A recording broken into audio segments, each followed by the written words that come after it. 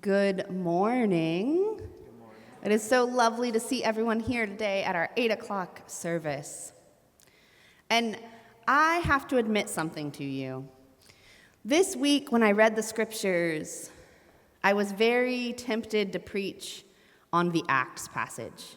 It is an incredible story with divination, a divinely inspired earthquake, and a jailbreak that doesn't happen the way you think it would happen.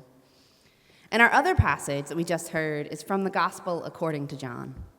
And I'll be honest, I sometimes find John a bit repetitive. To be clear, the Gospel, not the dean. Today's passage is no exception. Yet, at the core of the message we hear today is a call for unity. This particular passage in John is at the very end of a long section, 4 chapters in John, so a pretty long section, where Jesus is giving his disciples his final teaching before heading to the garden where he knows he will be betrayed. He is calling for unity on the same night that one of those closest to him will turn him over to the authorities. This prayer that Jesus offers, however, is not just for the disciples. It is for those who will believe because of their testimony. You know who that is, right? It's me and you.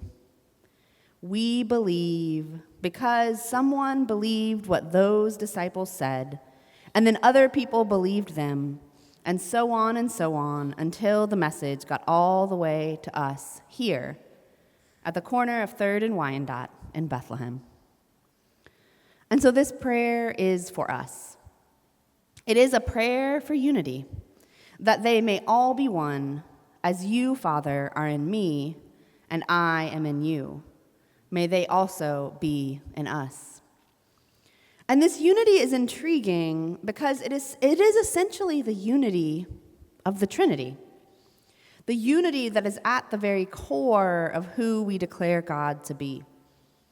We are called to have that same type of unity. So with all of this calls for unity, I will say another reason that I do not like this passage is that it is often used as a call for unity, but unity that is really conformity. When some call for unity, what they really mean is agree with me because I'm right. But unity that Jesus is speaking of here is not conformity. But some people can make it out to be that way.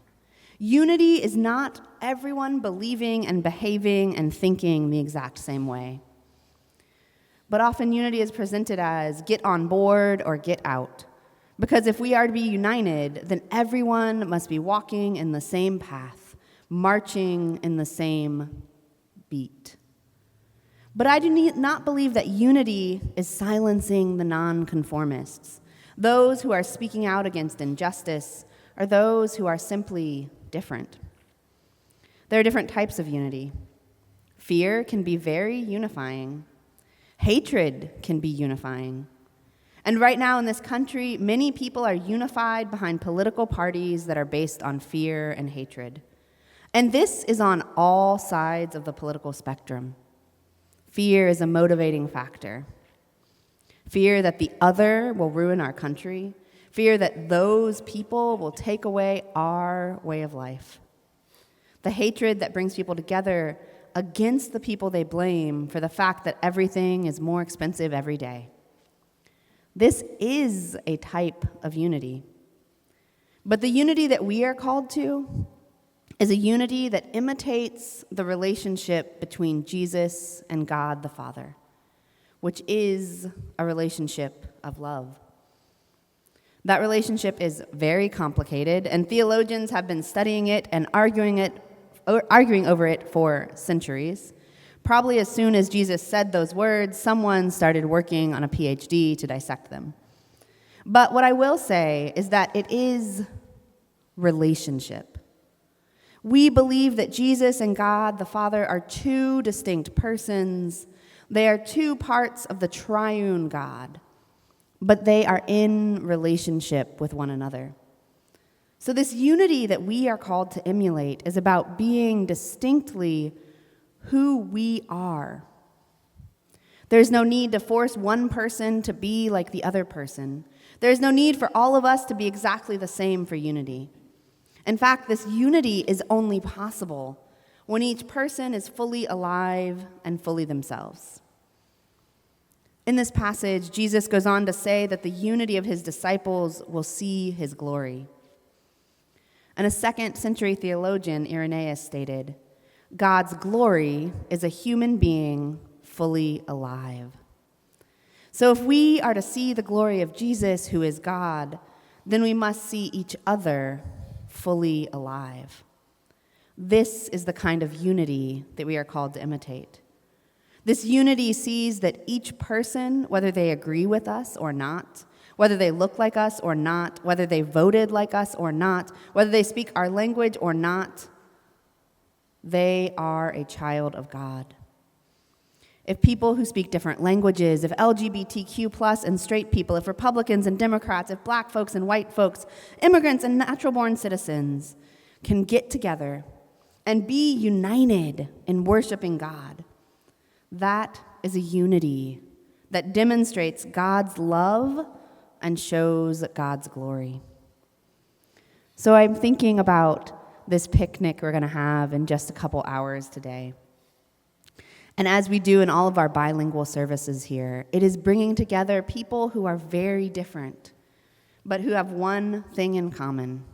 We love Jesus. And so we are one community. And our unity is a sign of the possibilities of what Jesus' love can do when we say unity is not based on hatred or fear, but love. We are united in our love of God and Jesus. We are one, just as God the Father and Jesus the Son are one. Amen.